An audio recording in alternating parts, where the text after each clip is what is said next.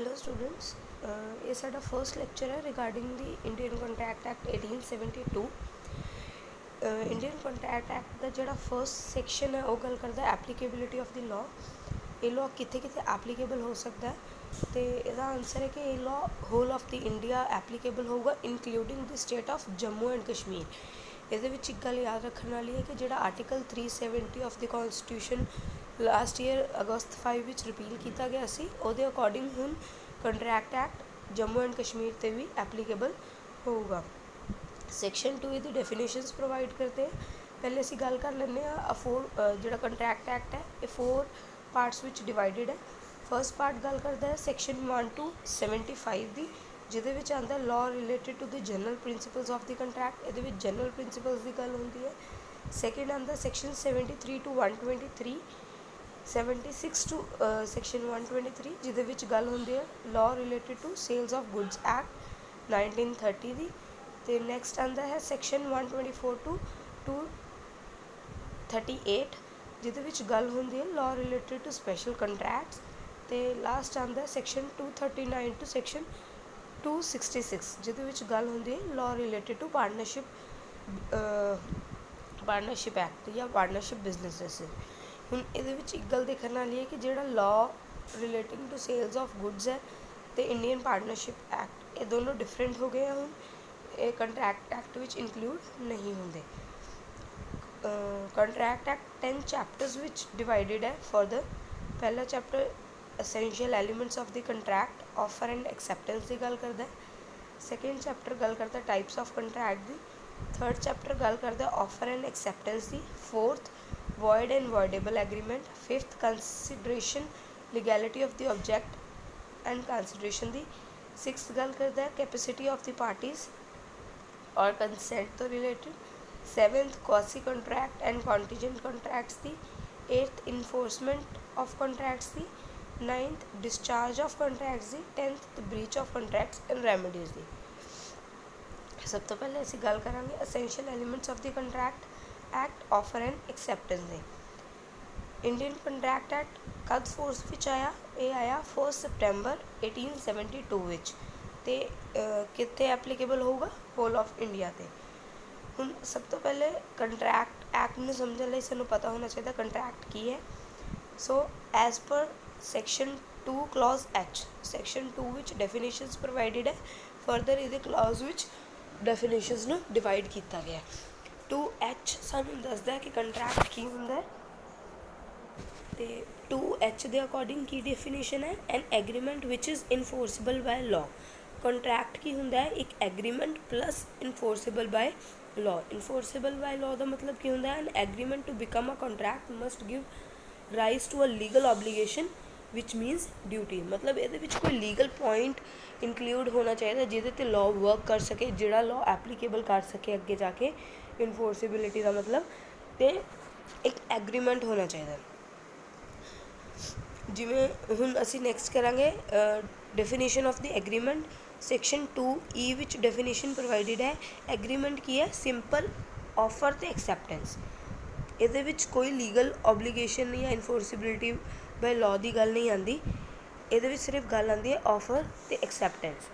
हुण असीं इहनूं एग्जाम्पल्स ना करके देखते हैं कि अगर एक बंदा ए है, उन्हें अपना कोई समान बेचना है। फॉर एग्जाम्पल उन्हें अपनी कोई घर बेचना है तो बी नूं कहता है कि मैं घर बेच रहा, तू मेरे तो ये घर खरीद लै। हुण इहदे विच की होया, ए ने ऑफर किया बी नूं।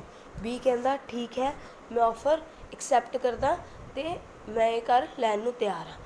यह सिंपल गल हुई। ये उन्होंने हजे कोई गल नहीं की कि किन्ने पैसों का घर खरीदना है, कुछ भी नहीं की। उन्हें सिर्फ कहा कि मैं घर बेच रहा, उन्हें कहा मैं घर खरीद रहा। एक ये सिंपल एग्रीमेंट है। हुण दोनों की करते हैं, इनू रिटन विच कर लेंगे कि मैं ये घर तेनू 50 लैक्स विच दूँगा। वो बी एक्सैप्ट करता है कि ठीक है मैं ये घर तेरे तो 50 लैक्स विच खरीदूँगा। दोनों ने एक रिटन एग्रीमेंट कर लिया। हुण की बन गया ये इनफोर्सिबिलिटी ऑफ लॉ की गल आ गई इत्थे। हुण की है रिटन है, असीं कोर्ट विच जाके कह सकते हैं बई इन्हें मेरे नाल एग्रीमेंट किया सी कि मैं 50 लाख च घर बेचूँगा तो हुण ये नहीं बेच रहे। तो कोर्ट की है उन्होंने कह सकती है कि तुसीं पहले गल कीती सी, पहले प्रॉमिस किया सी घर बेचण दा ते हुण तुसीं घर बेचो। हुण एक गल याद रखनी है कि जिहड़ा एवरी ਕੰਟਰੈਕਟ है वो एक एग्रीमेंट ਹੁੰਦਾ मतलब हर ਕੰਟਰੈਕਟ ਵਿੱਚ एक ऑफर ਤੇ एक्सैप्टेंस होनी ज़रूरी है but every agreement is not a contract ਜ਼ਰੂਰੀ नहीं है कि ਜਿਹੜਾ हर एग्रीमेंट है वो ਕੰਟਰੈਕਟ ਹੋਵੇ कि वो इन्फोर्सेबल बाय लॉ ਹੋਵੇ। ਨੈਕਸਟ ਆਉਂਦਾ ਹੈ ਮੀਨਿੰਗ ਆਫ ਪ੍ਰਪੋਜ਼ਲ ਤੇ ਆਫਰ। ਹੁਣ ਸਾਨੂੰ ਇਹਦਾ ਵੀ ਮੀਨਿੰਗ ਪਤਾ ਹੋਣਾ ਚਾਹੀਦਾ ਜਦ ਅਸੀਂ ਐਗਰੀਮੈਂਟ ਕਰ ਰਹੇ ਹਾਂ ਤਾਂ ਪ੍ਰਪੋਜ਼ਲ ਤੇ ਆਫਰ ਦਾ ਮੀਨਿੰਗ ਕੀ ਹੁੰਦਾ ਹੈ। As per section 2 clause A, when a person signifies to another his willingness to do or not to do something like abstain is called proposal। जब ਅਸੀਂ ਕਿਸੇ ਬੰਦੇ ਨੂੰ ਕਹਿੰਦੇ ਹਾਂ ਕਿ ਤੂੰ ਸਾਡੇ ਲਈ ਇਹ ਕੰਮ ਕਰ ਜਾਂ ਸਾਡੇ ਲਈ ਇਹ ਕੰਮ ਨਾ ਕਰ ਉਹਨੂੰ ਕੀ ਕਹਿੰਦੇ ਆ ਪ੍ਰਪੋਜ਼ਲ ਕਰਨਾ ਜਾਂ ਆਫਰ ਕਰਨਾ। ਜਿਵੇਂ ਅਸੀਂ ਘਰ ਵੇਚ ਰਹੇ ਹਾਂ ਮਤਲਬ ਅਸੀਂ ਉਹਨੂੰ ਲੈਣ ਲਈ ਕਹਿ ਰਹੇ ਹਾਂ ਜਾਂ ਫਿਰ ਅਸੀਂ ਨਹੀਂ ਲੈਣ ਲਈ ਕਹਿ ਰਹੇ ਉਸ ਚੀਜ਼ ਨੂੰ ਕੀ ਕਹਿੰਦੇ ਆ ਆਫਰ। ਹੁਣ ਪ੍ਰੋਮਿਸ ਦਾ ਮੀਨਿੰਗ ਕੀ ਹੁੰਦਾ ਹੈ। As per section 2B when the person to whom the proposal is made signifies his assent thereto, the proposal is said to be accepted। in simple words, a proposal when accepted become a promise।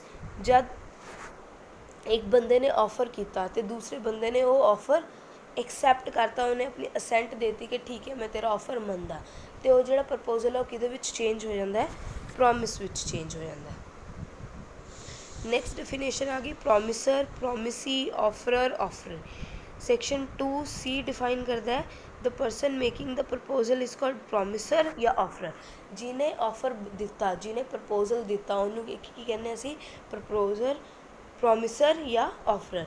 तो जोड़े person ने वो offer या proposal accept किया है उन्होंने की कहांगे आप प्रॉमिसी या ऑफरी। ਹੁਣ ਇਹਨੂੰ ਫਰਦਰ ਸਮਝਣ ਲਈ ਅਸੀਂ ਕੇਸ ਕਰਾਂਗੇ ਜਿਹਦਾ ਨਾਮ ਹੈ ਬੈਲਫੋਰ ਵਰਸਸ ਬੈਲਫੋਰ। 1990 ਵਿੱਚ ਇੱਕ ਕੇਸ ਹੋਇਆ ਸੀ। ਇਹਦੇ ਵਿੱਚ ਕੀ ਹੁੰਦਾ ਹੈ ਕਿ ਜਿਹੜੇ ਬੈਲਫੋਰ ਕਪਲ ਹੁੰਦਾ ਉਹ ਦੋਨੋਂ ਹੌਲੀਡੇਜ਼ 'ਤੇ ਇੰਗਲੈਂਡ ਜਾਂਦੇ ਆ ਸ਼੍ਰੀਲੰਕਾ ਤੋਂ ਇੰਗਲੈਂਡ ਜਾਂਦੇ ਆ। ਉੱਥੇ ਜਿਹੜੀ ਮਿਸਿਸ ਬੈਲਫੋਰ ਹੁੰਦੀ ਆ ਉਹਦੀ ਤਬੀਅਤ ਖਰਾਬ ਹੋ ਜਾਂਦੀ ਹੈ ਅਤੇ ਡਾਕਟਰਸ ਉਹਨੂੰ ਕੀ ਕਹਿੰਦੇ ਕਿ ਤੁਸੀਂ ਇੰਗਲੈਂਡ ਵਿੱਚ ਹੀ ਰੁਕੋ।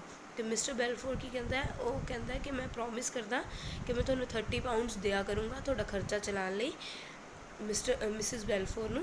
ਅਤੇ ਕੁਛ ਟਾਈਮ ਬਾਅਦ ਕੀ ਹੁੰਦਾ ਦੋਨਾਂ ਵਿੱਚ ਡਿਫਰੈਂਸਿਸ ਕ੍ਰੀਏਟ ਹੋ ਜਾਂਦੇ ਨੇ ਅਤੇ ਜਿਹੜਾ ਮਿਸਟਰ ਬੈਲਫੋਰ ਹੁੰਦਾ ਉਹ ਰਿਫਿਊਜ਼ ਕਰ ਦਿੰਦਾ ਪੇ ਕਰਨ ਨੂੰ।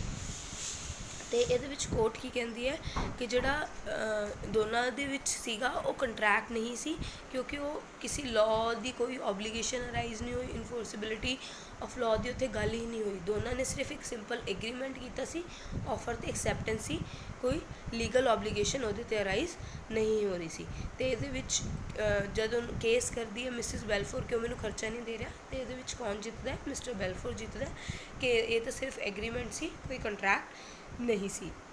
ਨੈਕਸਟ ਅਸੀਂ ਗੱਲ ਕਰਾਂਗੇ essential elements of the contract the.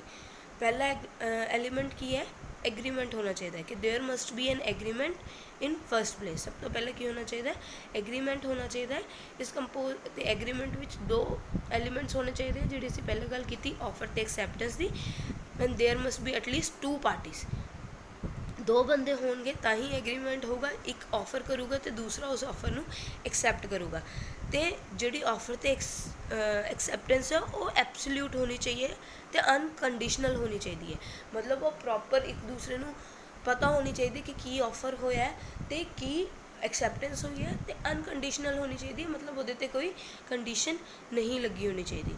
Next आ जाता है फ्री कंसेंट। फ्री कंसेंट आ गया कि वो वॉलंटरी होनी चाहिए मतलब जी उन्हें हामी भरी है या जिन्हें ऑफर दिता है उन्हें अपनी मर्जी नाल दिता होना चाहिए। वो कोई दबाव फ्रॉड मिसरिप्रजेंटेशन मिसटेक ये चीज़ा नहीं होनी चाहिए। नैक्सट गल करते हैं असी लॉफुल कंसिडरेशन की। लॉफुल कंसिडरेशन विच आंदा है कि जी कंसिडरेशन है वो लॉफुल होनी चाहिए मतलब जो एक ऑफर के रिटर्न विच कुछ पे कर रहे हैं वो लॉफुल होनी चाहिए ना कि अनलॉफुल।